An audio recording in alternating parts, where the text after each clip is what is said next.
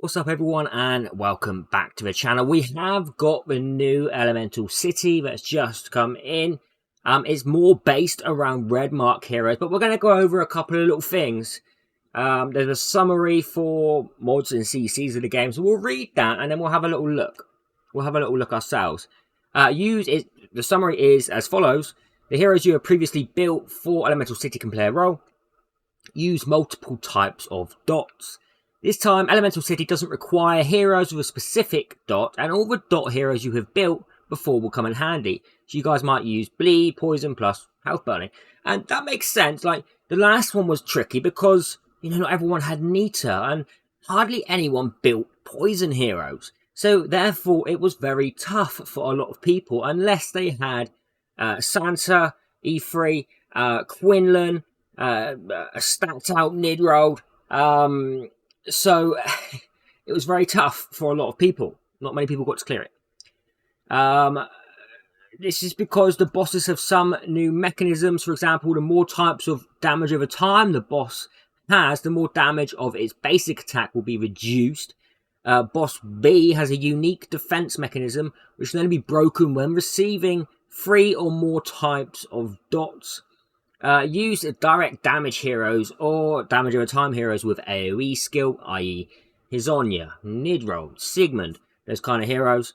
The basic attack damage received by boss C will be increased.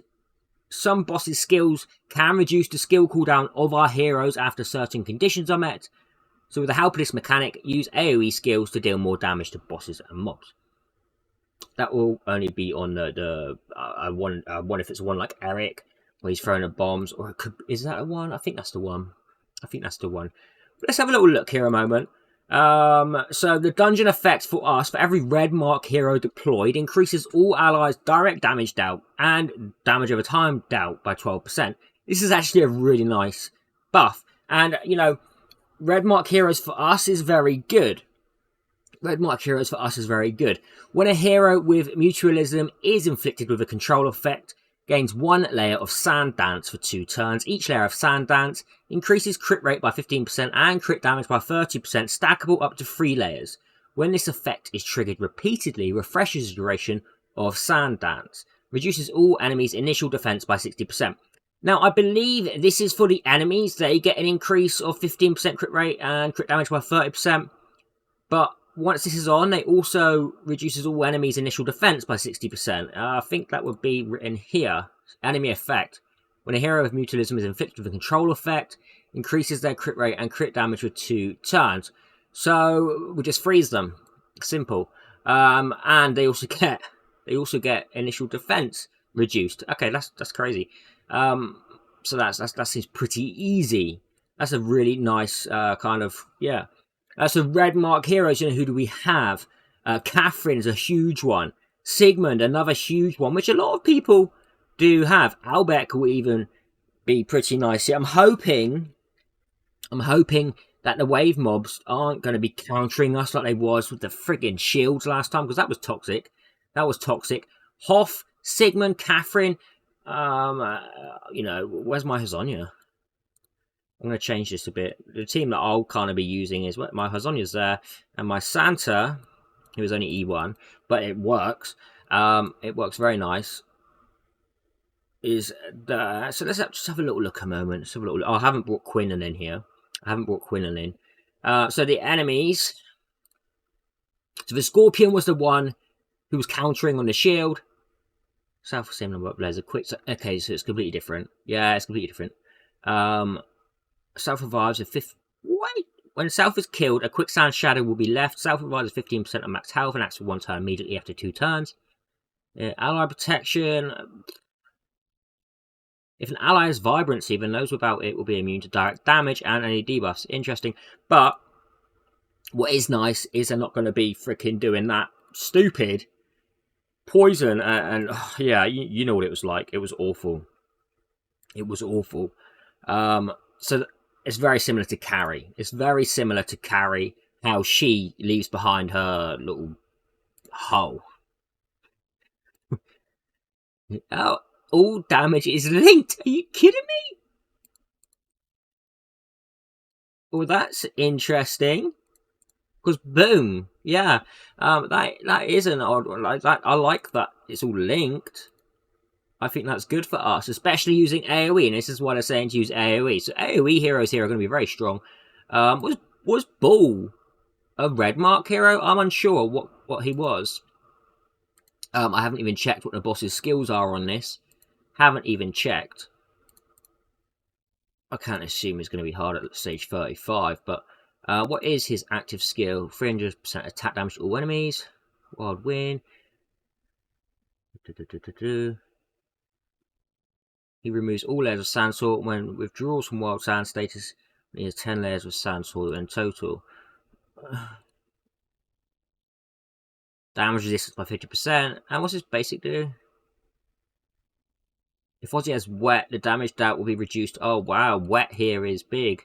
Making him wet is actually very good.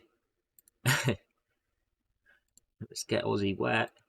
And yeah, it reduces his damage even more, but we don't have a hero that's dealing wet in here.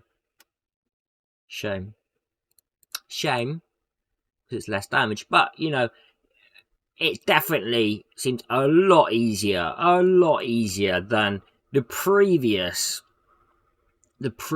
Elemental City, where shielding, you know, if we wasn't CCing before the shield, we was getting countered with poisons and all that crap. And it definitely seems much easier. So I'm sure a lot more people will be able to clear this Elemental City, which is good. It's good for everyone in, you know, in the long run, because Elemental City is a drag. It's a drag, and even the previous one, I didn't even clear it, and I probably could have. I just didn't try, and that's awful.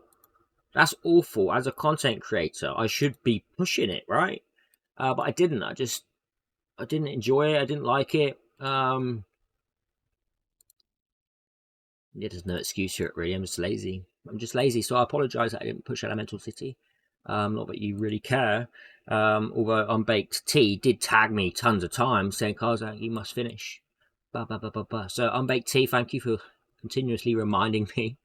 I didn't do it. I did clear up to stage 65, but yeah. But, you know, this... I'm just going to throw it on auto. The waves are much easier, and they're usually the biggest problem, because we can build a team around some of the bosses. But the waves is what was an issue. So if I just leave it on auto now, even without doing a smart cast, you can see, like, it doesn't matter. I'm not going to be getting nuked by friggin' poisons on my team. I would love to... I tell you what, I would love to have a Bull right now and be using Ben Austin with him just to do massive AoE damage with all this health link, this damage link. So nice.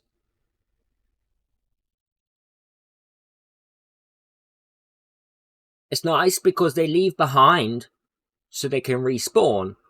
But the thing is, if they're all taking damage equally, then they're all dying around the same time. So they're not really going to respawn. Let's be honest.